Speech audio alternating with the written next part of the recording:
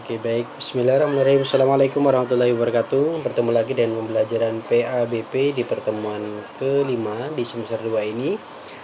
Masih dengan tema kodo dan kodar. Anak-anak sekalian, kemarin sudah membaca literasi terkait dengan materi ini, tentu sudah banyak memahami ya tentang materi ini. Nah, sekilas di sini adalah saya akan memberikan penguatan tentang materi kodo dan juga kodar. Ya, dari apa yang Anda sudah pahami, tentu ada banyak hal yang memang perlu kita tekankan kembali tentang sebuah pembelajaran mengenai kodo dan kodar. Oke, baik. Bahwa materi ini adalah materi yang berkaitan dengan beriman kepada kodo dan kodar yang akan berbuah kepada ketenangan hati. Kajian kali ini kita akan membahas dalam sebuah peta konsep yang ada di sini. Yang pertama adalah pengertian qada dan qadar serta dan takdir ya. Kemudian di sini ada takdir mu'allaq dan juga takdir mubrom. Selanjutnya adalah dahsyatnya manfaat beriman kepada qada dan qadar, dan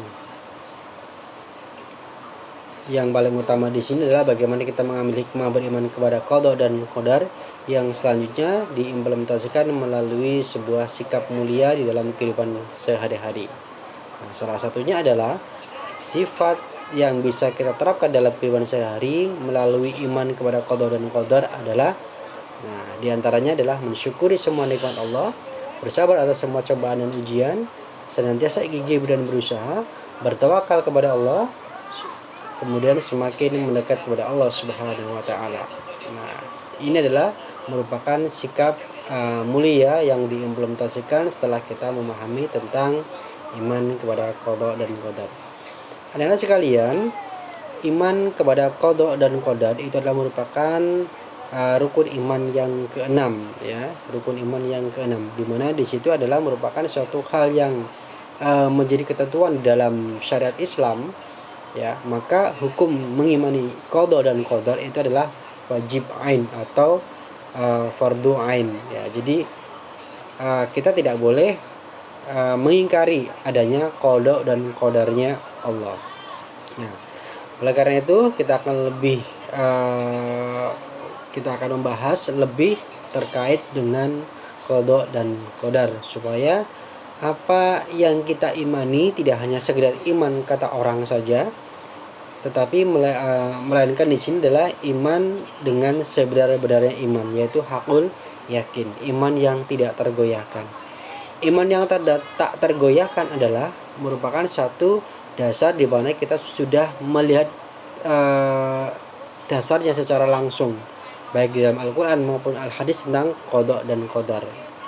Maka itulah yang disebut dengan ainul yakin ya. Jadi mengimani dengan kita melihat dasar hukumnya baik dalam Al-Quran maupun Al-Hadis. Kemudian yang selanjutnya kita akan terpatri dalam jiwa yang paling dalam tentang suatu iman itu sendiri, namanya hakul yakin. Jadi mengimani dengan sepenuh hati tentang adanya qada dan qadarnya Allah Subhanahu wa taala. Baik, sekarang pengertian daripada qada dan qadar. Nah, di sini kita sudah saya tampilkan di sini terkait dengan pengertiannya. Menurut bahasa ya, yang pertama di situ adalah ada hukum, ketetapan, kemudian ada perintah, kehendak, pemberitahuan dan juga penciptaan. Jadi qada. Nah, qada itu adalah merupakan ketetapan Allah sejak zaman azali yang tertulis dalam Lauh Mahfuz. Lauh Mahfuz itu adalah papan tulisnya Allah ya. Jadi ibarat kata di sini adalah kita membahasakan papan tulisnya Allah. Jadi Lauh Mahfuz ya, sesuai dengan iradahnya tentang segala sesuatu yang berkenaan dengan makhluk. Iradah itu adalah kehendak Allah, sesuai dengan kehendaknya. Jadi ketika manusia berumur 120 hari atau 4 bulan di dalam kandungan seorang ibu ya, dalam rahim seorang ibu, maka Allah akan memberikan sebuah ketetapan ya, bersamaan dengan meniupkan ruhnya. Allah akan memberikan 4 ketetapan. Ketetapan itu adalah ketetapan yang akan dituliskan di dalam Lauh Mahfuz. Yang pertama adalah tentang rezekinya. Yang kedua adalah tentang amalnya ya. Kemudian tentang ajalnya, kemudian tentang bahagia dan celakanya. Itu adalah 4 ketetapan yang Allah tuliskan sebagai kodoknya manusia. Nah, apakah kodok itu ketetapan itu bisa dirubah? Nah, maka implementasi dari kodok itu ketika kodok itu terlaksana, maka yang itu disebut dengan qadar. Maka dikatakan qadar di sini adalah merupakan kepastian atau peraturan atau juga ukuran. Nah, secara istilah bahwa qadar di sini adalah merupakan perwujudan atau kenyataan ketetapan Allah terhadap semua makhluk dalam kadar dan berbentuk tertentu sesuai dengan irodahnya. Nah, jadi qadar di sini adalah merupakan perwujudan daripada qada. Seumpama misalkan qadanya seseorang itu adalah misalkan dituliskan qadanya misalkan di sana rezekinya lancar.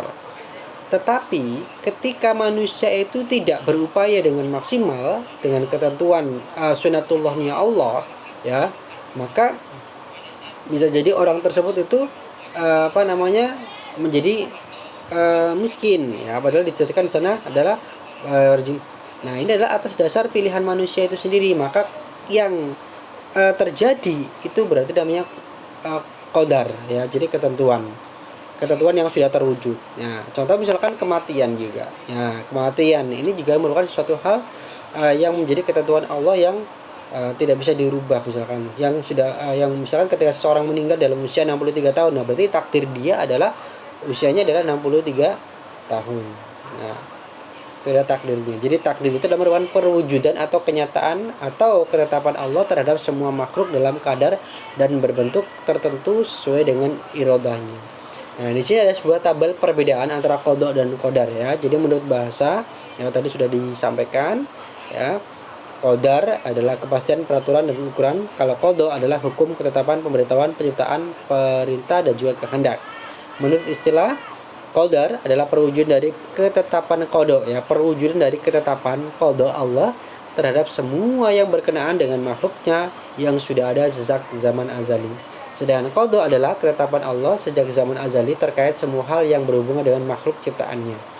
Nah, sifat daripada qadar adalah tidak dapat dirubah. Nah, jadi tidak dapat berubah karena sudah terjadi, kan begitu. Sedangkan qadar itu dapat dirubah. Contohnya qadar itu adalah kematian manusia. Nah, kalau qada itu adalah rezeki manusia, itu adalah ketentuan. Nah, jadi itu qada itu adalah sesuatu hal yang masih perencanaan, ya. Nah, adapun nanti perwujudannya itu adalah tergantung daripada manusia itu sendiri untuk memilihnya, ya, untuk memilih dalam artian dia memilih sebuah pilihan, tetapi bahwa setiap pilihan itu ada konsekuensinya.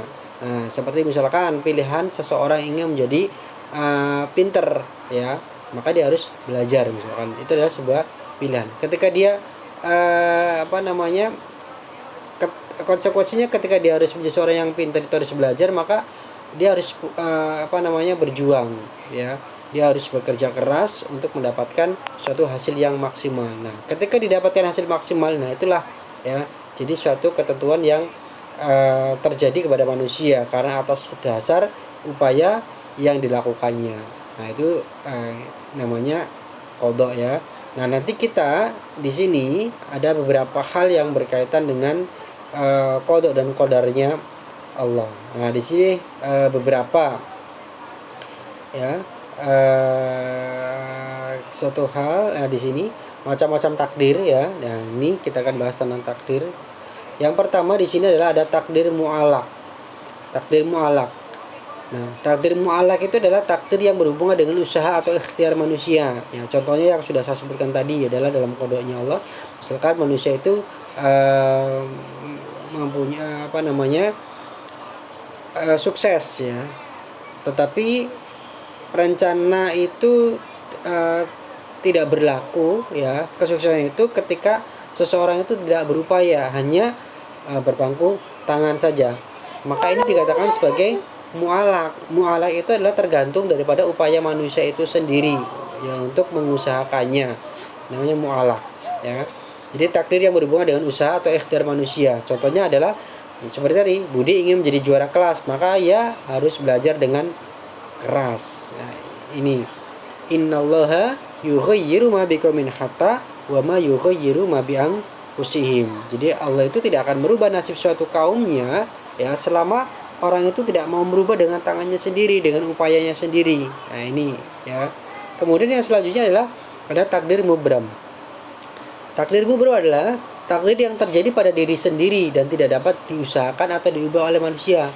Contohnya adalah orang yang lahir dalam keadaan misalkan matanya sipit, rambutnya keriting, kemudian itu adalah sebuah takdir yang tidak bisa dirubah lagi, ya.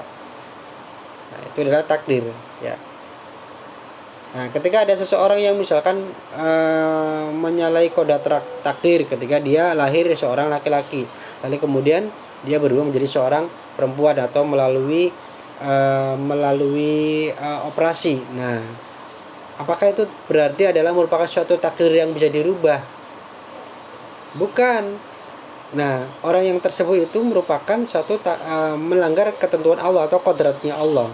Ketika dia lahir dalam kondisi mempunyai jenis kelamin laki-laki, maka takdirnya adalah seorang laki-laki. Mengenai bagaimana perilakunya dia sebagai seorang laki-laki yang memang cenderung kepada seorang perempuan, yaitu adalah sesuatu yang menjadi takdirnya Allah, gitu.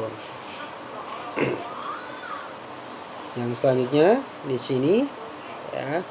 Nah, kemudian, nah ini ciptaan Allah ada kalanya terwujud setelah melalui suatu proses alam atau mengikuti hukum sebab akibat. Nah, hal yang seperti itu disebut dengan al-khalqu. Nah, al-khalqu. Ya. Al-khalqu itu seperti wujudnya anak, ya. Wujudnya anak karena ada orang tua. Ya.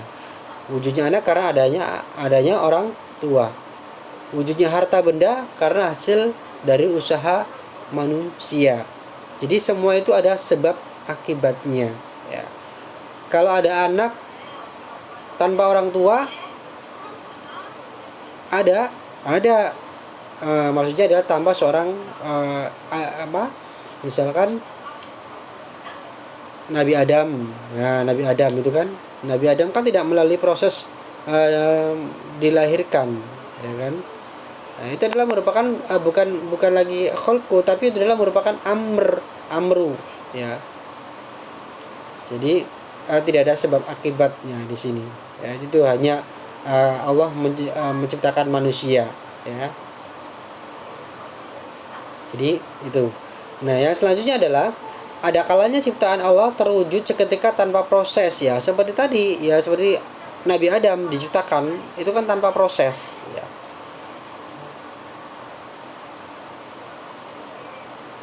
Nah, hal yang seperti itu disebut al-amru atau kun fayakun, ya. Maka ketika Allah menghendaki sesuatu, ya, maka kun fayakun, jadilah maka jadi.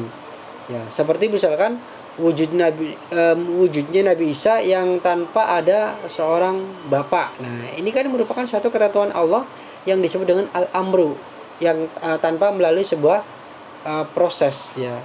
Jadi itu adalah mukjizat, gitu. Oke. Selanjutnya bahwa qada dan qadar atau takdir, ya, jadi sama, ya. Qada dan qadar atau takdir itu sama dengan takdir itu adalah sama dengan qadar, ya. Jadi kalau sudah terwujud itu berarti takdir atau qadar, ya. Jadi ini kalau Anda disuruh membedakan antara qada dan qadar dan juga takdir, maka sebenarnya kata qadar itu adalah sama, ya, dengan takdir, gitu. Qada dan qadar atau takdir itu berjalan menurut hukum sunnatullah. Artinya bahwa keberhasilan hidup seseorang sangat bergantung sejalan atau tidak dengan sunnatullah. Nah, sunnatullah itu apa?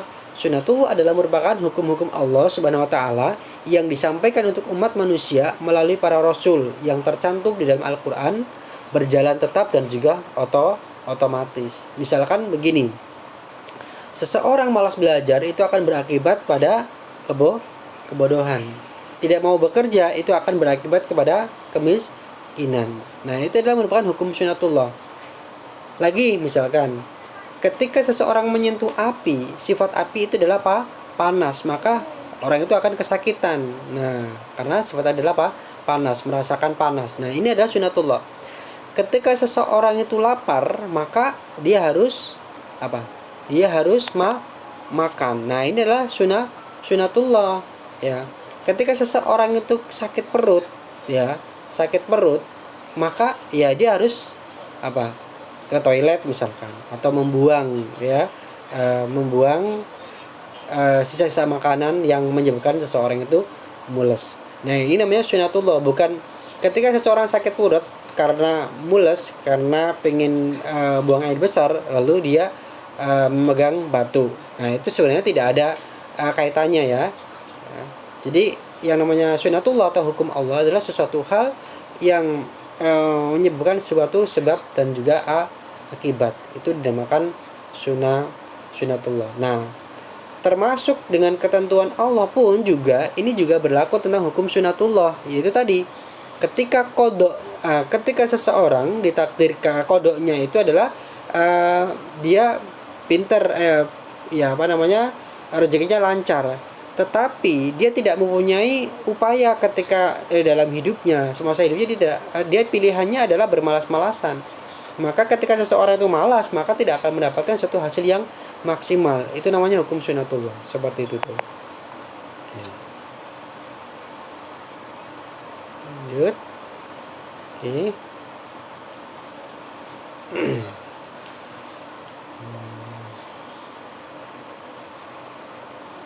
Ini tadi adalah yang berkaitan dengan sunatullah.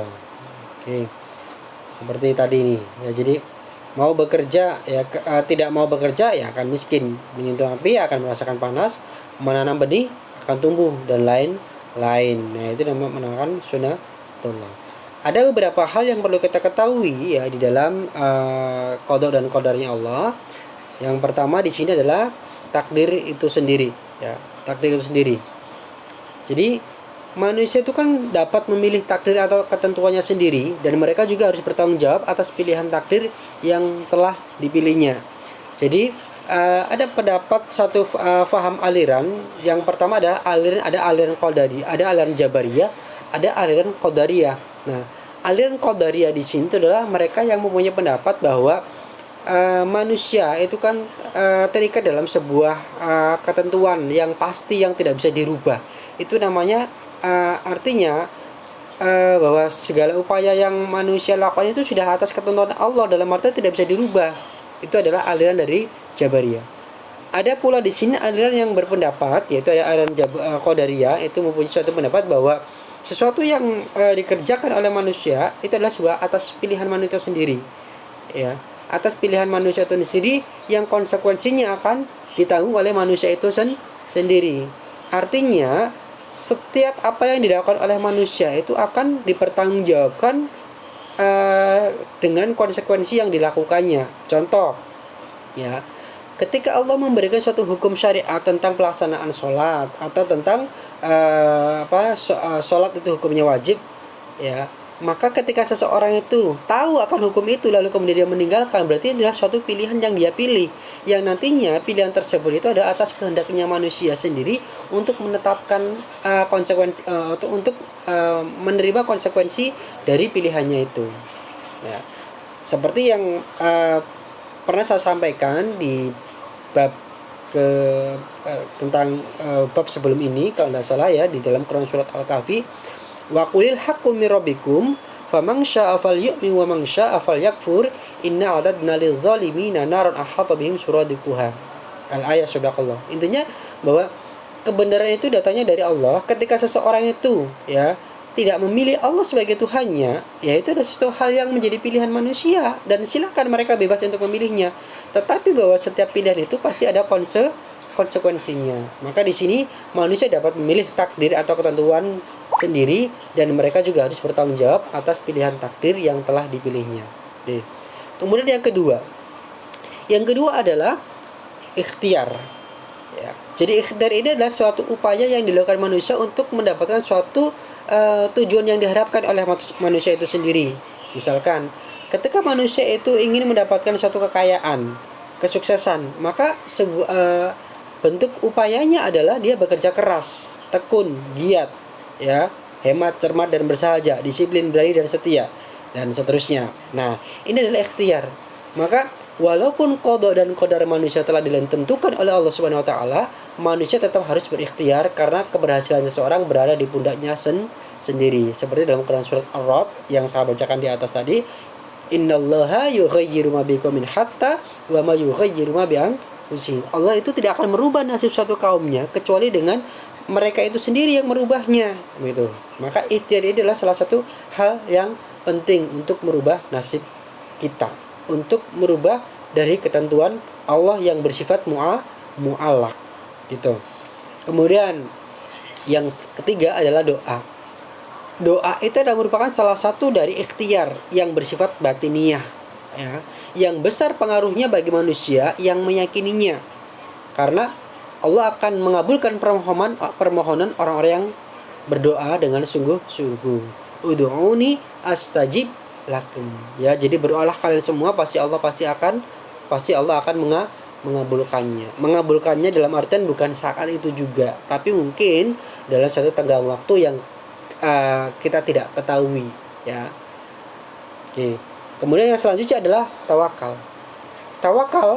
Jadi ketika kita sudah beriman kepada Allah, kita sudah beriman kepada qada dan qadarnya Allah, kemudian kita sudah berikhtiar dan juga berdoa, maka yang selanjutnya adalah tawakal. Tawakal itu apa? Tawakal adalah menyerahkan segala urusan dan hasil ikhtiarnya kepada Allah Subhanahu wa taala. Ketika apa yang kita lakukan segala sesuatunya kita serahkan kepada Allah, itu namanya tawakal. Itulah sebuah empat ketentuan yang berkaitan berhubungan dengan iman kepada takdir. Yang pertama adalah diri sendiri, yang kedua adalah ikhtiar, yang ketiga adalah doa, yang keempat adalah tawakal. Nah, kesemuanya itu saling berkaitan satu sama lain untuk mendapatkan suatu ketentuannya Allah, tentunya adalah ketentuan yang terbaik. Oke. Beberapa dalil ya yang berkaitan dengan qada dan qadar. Yang pertama di sini. Tidaklah seseorang hamba mendapatkan keimanisan iman sehingga dia beriman kepada qada, ya, kepada qadar yang baik dan buruk, yang manis dan pahit. Anas berkata, saya lihat Rasulullah Shallallahu Alaihi Wasallam menggenggam janggutnya dan bersabda, aku beriman kepada qadar yang baik dan buruk, yang manis dan juga pahit, ya. Nah, anak-anak sekalian, berkaitan dengan hadis ini teringat akan sebuah cerita, ya, dari Khalifah Umar bin Khattab radhiyallahu anhu, ya. Kala itu adalah bersama dengan pasukannya ingin pergi menuju ke Syam, ya. Setelah sampai di perbatasan Syam, ada yang menyampaikan laporan bahwa ternyata di negeri Syam itu terjangkit satu penyakit menular. Nah, penyakit menular, ya, misalkan mungkin bisa adalah virus, ya, atau virus misalkan. Kalau dalam saat ini adalah virus corona misalkan. Nah, itu adalah virus. Lalu kemudian Khalifah Umar bin Khattab, ya, mendapatkan suatu laporan tersebut. Ketika sudah mendapatkan laporan tersebut, kemudian mempertimbangkannya, ya, dan akhirnya memutuskan untuk membatalkan kepergiannya ke negeri Syam dan kembali ke Madinah. Nah, dari kembali ke Madinah. Lalu ada seorang sahabat bertanya Abu Ubaidah, ya, kepada Khalifah, mengapa Anda lari dari takdir Allah? Nah, pertanyaannya, lalu kemudian sahabat Umar bin Khattab menjawab, kami lari dari takdir untuk mengejar takdir pula. Maksudnya apa? Nah, maksudnya adalah dari pertanyaan tersebut, lari dari takdir menuju takdir itu adalah bahwa mereka memilih meninggalkan takdir yang buruk dan menuju takdir yang baik. Manusia yang telah diberi fitrah dan pengetahuan untuk dapat membedakan baik dan buruk pasti akan senantiasa mampu mentaati segala kebaikan dan menjauhi segala keburukan. Nah, seperti apa yang dihadapkan oleh sahabat Umar bin Khattab ketika dia melihat bahwa ada suatu hal yang buruk di depan mata kita, maka kita upayanya adalah menghindarinya. Ketika kita tahu bahwa di luar sana, ketika kita berkerumun, ketika kita tidak memakai masker di saat ini, maka konsekuensinya adalah nanti bisa terkena virus, kan begitu. Nah, maka salah satunya jangan kemudian kita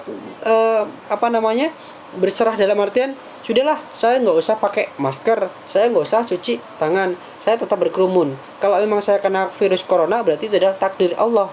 Nah, tidak boleh kita serta merta kemudian menganggap bahwa itu adalah merupakan takdir Allah, ya kan? ya memang sebuah ketentuannya adalah merupakan ketentuan dari Allah, tetapi upaya dari manusia itu sendiri bagaimana dia bisa menghindari itu atas upaya yang dilakukannya, seperti yang disampaikan yang dilakukan oleh sahabat Umar bin Khattab ketika dia memasuki satu kota dan ternyata di Syam itu ternyata ada wabah, maka dia menghindar dari wabah itu.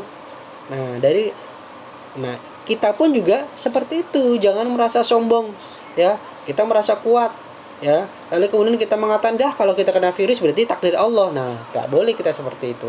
Nah, ini berkaitan dengan hadis riwayat Al Dailami dan Al Hakim dalam Ma'rifat ya, yang saya sampaikan ini tadi. Oke, baik.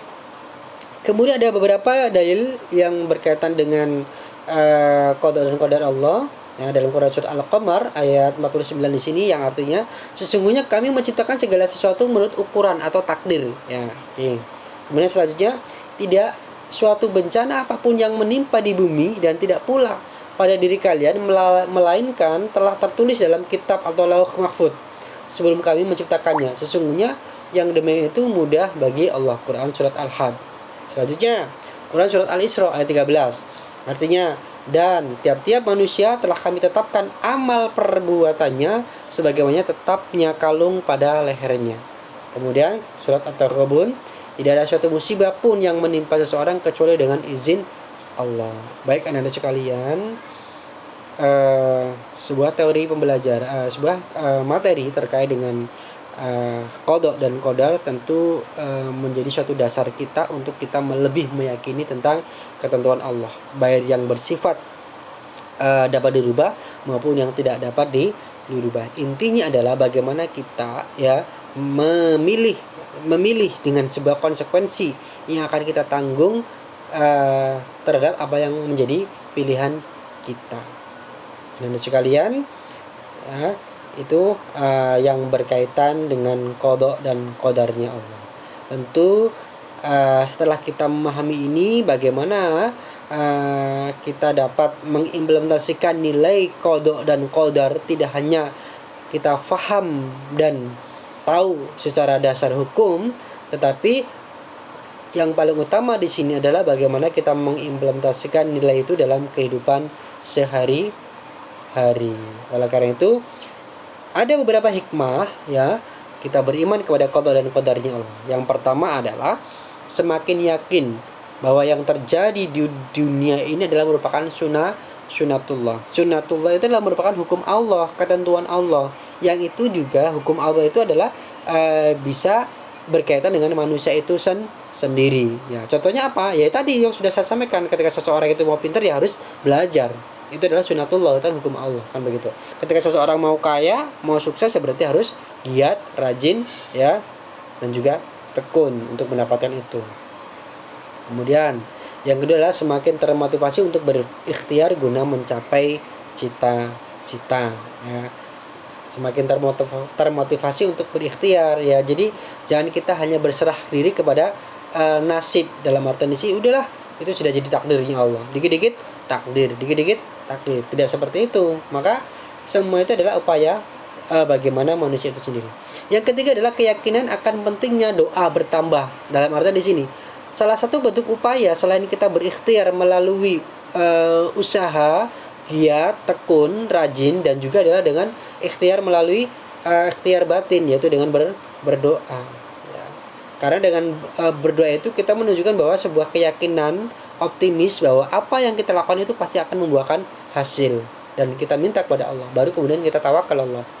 Kemudian yang keempat adalah meningkatkan optimisme dalam menatap masa depan dengan ikhtiar yang sungguh-sungguh. Dan searang ini kita yakin ya, kita harus punya jiwa optimis. Artinya apa yang kita lakukan, buah baik atau buah upaya yang kita lakukan saat ini pasti akan menghasilkan suatu